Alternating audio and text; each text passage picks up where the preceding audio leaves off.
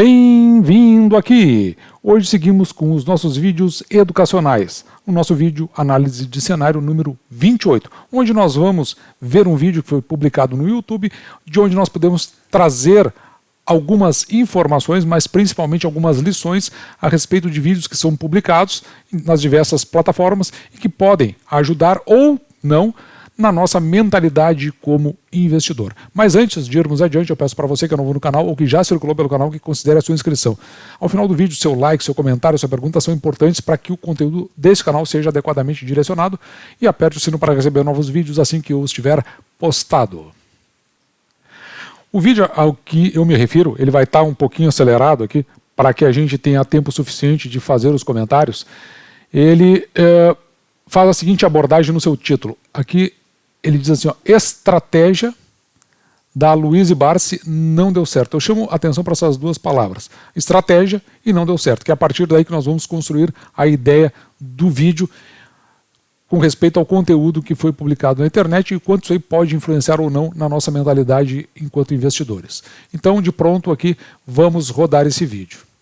E aí, investidores, Jean Valens na área. E no vídeo de hoje vamos falar aqui de algo que não deu muito certo na estratégia da Louise Barsi. É essa mesma, a filha do mega investidor Louise Barsi. Parece que a estratégia dela não deu muito certo e ela recebeu uma notícia não tão positiva assim. Quer saber mais? Então senta aí e vem comigo. E mais recentemente, a Louise Barsi recebeu uma notícia que não agradou ela tanto assim, que foi o fato de que ela perdeu a eleição ao qual estava concorrendo a uma vaga no Conselho Fiscal da IRB, essa mesma IRR3. A Louise Barsi estava concorrendo a uma vaga para poder ingressar no Conselho Fiscal da empresa, provavelmente para poder acompanhar um pouco mais de perto as operações da empresa, uma vez que o seu pai, o Louise Barsi, aumentou sua posição em 1,5 bilhão de ações da própria empresa. E olha que foi inclusive o próprio que fez a recomendação e a indicação da Louise, a sua filha, para poder ingressar no Conselho Fiscal. Mas parece que a influência do grande investidor brasileiro não foi o suficiente para garantir que ela fosse eleita numa das vagas do Conselho Fiscal. E acredito que outro fator também que deve ter motivado a tentar ingressar no Conselho Fiscal da empresa foi por parte da alta remuneração. Pois, para quem não sabe, a Louise Barsi atualmente ela já preenche o cargo do Conselho de Administração de uma empresa que está listada na bolsa. Empresa essa que é a Eternit, conforme vocês estão vendo no próprio site de relação com os investidores da empresa. A Louise Barsi ocupa atualmente uma vaga no Conselho de Administração da empresa e que o seu mandato vai encerrar no mês de agosto deste ano de 2022. Então, provavelmente, esse seria um dos fatores que ela tem procurado ingressar no Conselho de uma empresa listada na bolsa. Ela vai ter sua remuneração por parte do Conselho de Administração da Eternit. Provavelmente, essa remuneração já não é baixa, pois, se olharmos aqui nas informações trimestrais da Eternit, ele é o fechamento do ano de 2021, desde que a empresa gastou praticamente 13,3 milhões de reais para fazer o pagamento do Conselho de Administração, do Conselho Fiscal e também da diretoria estatutária. E olha, esse é no momento de gravação desse vídeo, a composição desses conselhos também da diretoria da Eternit é feita por 15 pessoas, então praticamente precisa de uma média geral e que foi pago para cada indivíduo cerca de 900 mil reais, um valor muito elevado. Mas claro, cabe ter dizer depois do que dizer que eles pagam exatamente esse valor para cada um, pois tem alguns cargos que têm uma remuneração um pouco maior, igual ao próprio caso da diretoria. Mas a média geral é como se a empresa tivesse tido uma despesa de 900 mil reais aproximadamente para cada um. E olha que isso seja um valor muito bacana, né? Eu gostaria de receber 900 mil reais por ano para poder compor um conselho de alguma empresa do prêmio. Comento se você também gostaria de receber esse valor. Mas se comparar independente com a IRB, aí sim tem provavelmente uma justificativa do porquê que a Louise Barsi também tentou ingressar no Conselho Fiscal da empresa. A IRB divulgou que somente no ano de 2021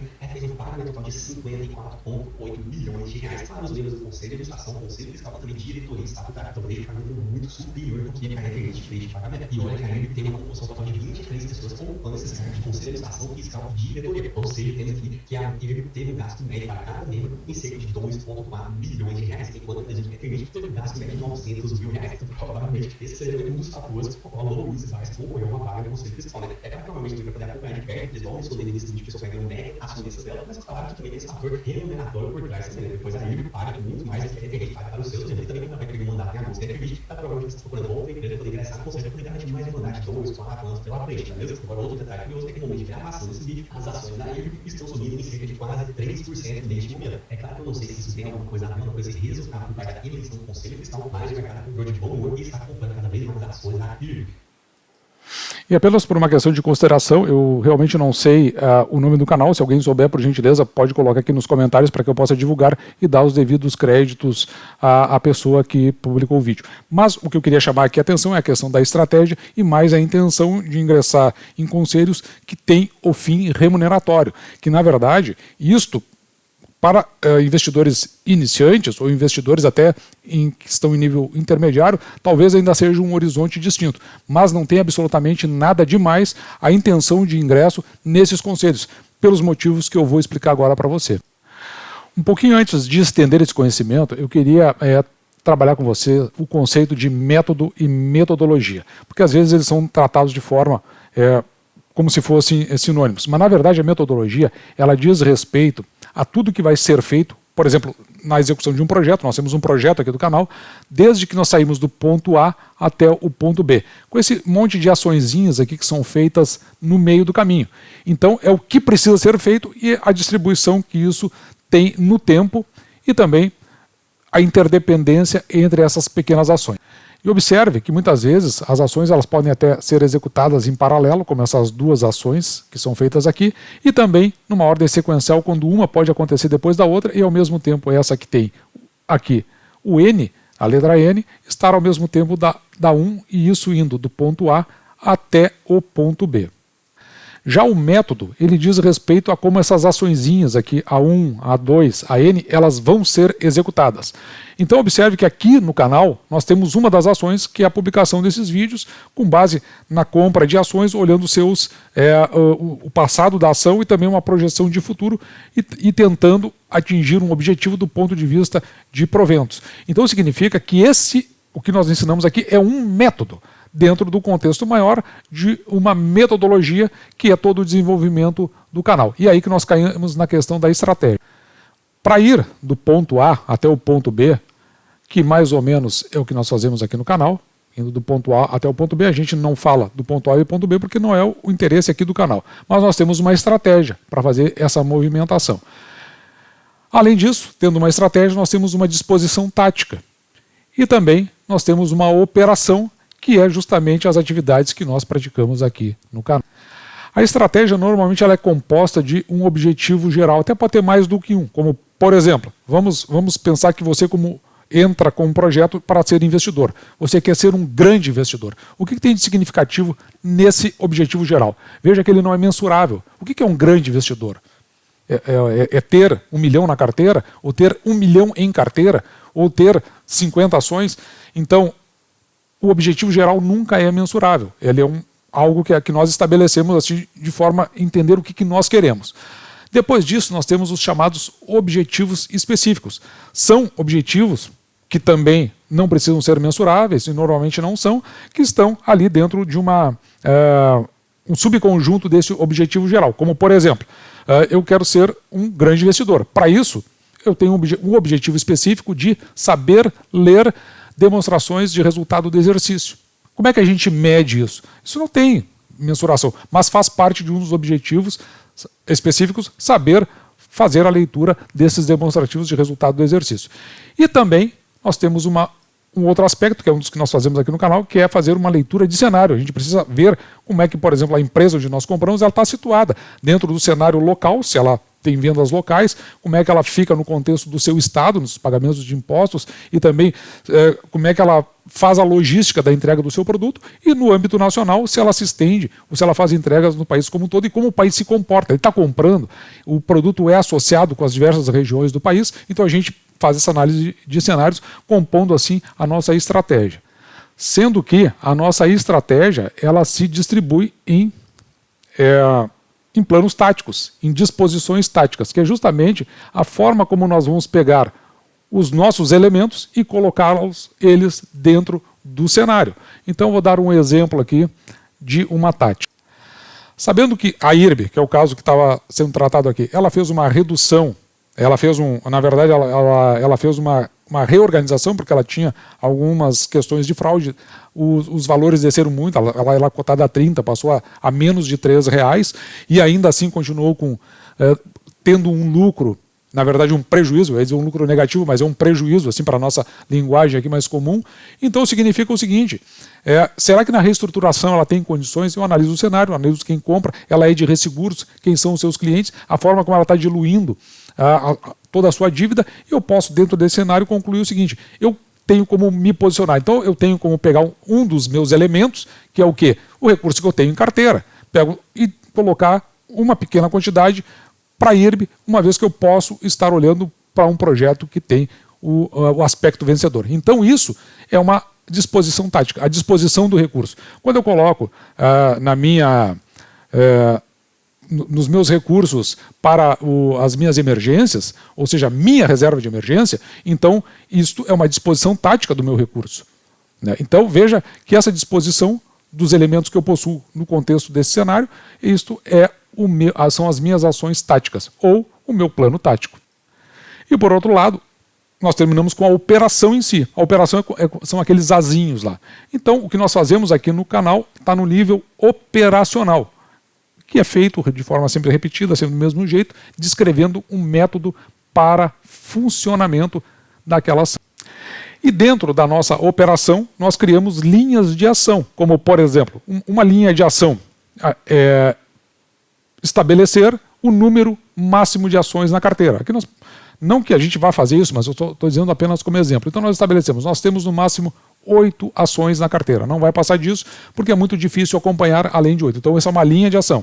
Outra linha de ação que nós vamos adotar é substituir aquelas ações que de alguma forma a gente não consegue evoluir sobre elas a partir do segundo ano, como por exemplo aqui a Copel. Não estou dizendo que eu vou fazer isso, só estou dizendo que é uma possibilidade.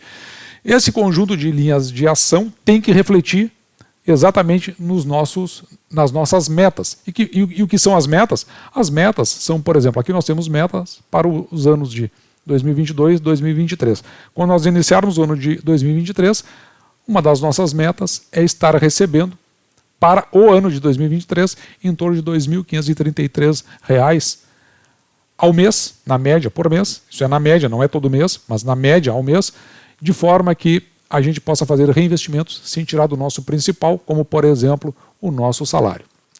E agora nós voltamos ao vídeo porque é justamente aqui que as coisas vão começar a se alinhar. Então, na verdade, o que se ocorre aqui em relação a colocar a Louise Barsi como uma conselheira, na verdade, conselheira fiscal lá da IRB, não é uma estratégia. Essa é uma medida tática, talvez, provavelmente, porque o escritório do Luiz Barsi Filho, ele precisa ter essas pessoas articuladas, ele é um mega investidor, de forma que ele tenha essas informações mais rápido lá da parte fiscal e possa tomar as suas decisões. Não tem absolutamente nada de ruim com isso. Simplesmente ele é um investidor acima.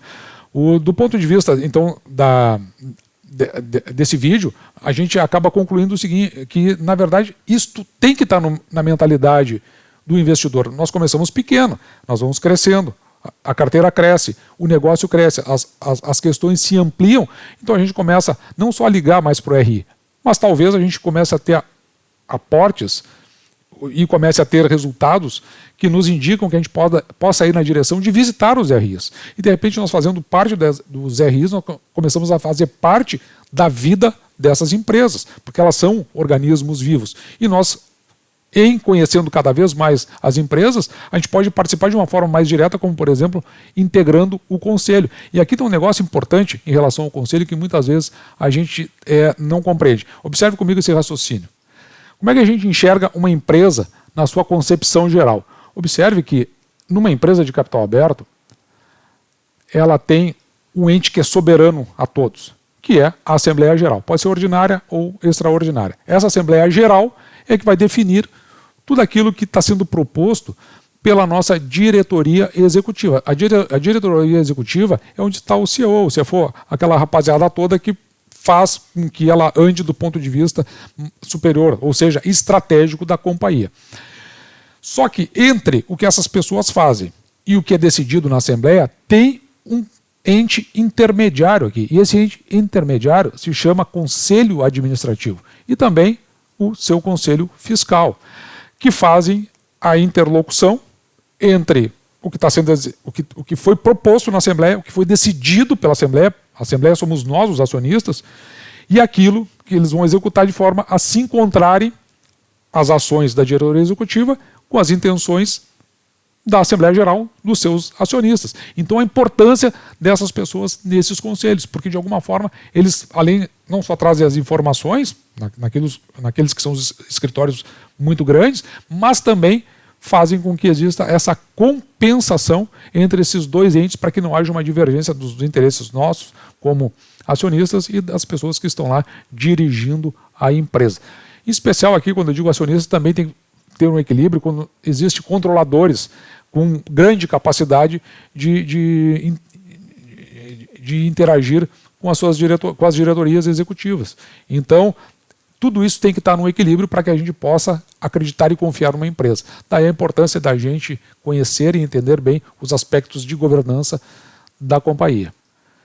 Então, por que eu acabei fazendo esse vídeo? Porque eu entendi que o que foi publicado, ele tem um tom assim um pouco irônico, tem um tom um pouco jocoso, e se o investidor, nós que estamos do lado de cá, a gente tiver essas mesmas interpretações, a gente começa a olhar essas movimentações de mercado, principalmente em relação a pessoas que são influencers, ou que publicam informações, ou que contribuem para o crescimento dessa comunidade de investidores, a gente começa a olhar com certa desconfiança e, em determinado grau, até com algum desrespeito. Então, eu entendi que o vídeo assim não foi apropriado, mas também, isso é um ponto de vista meu, você não precisa concordar comigo. Eu acredito que essas pessoas, evidentemente, como já diria Luiz Barsi Filho, o investidor ele tem que ter um grau de malícia.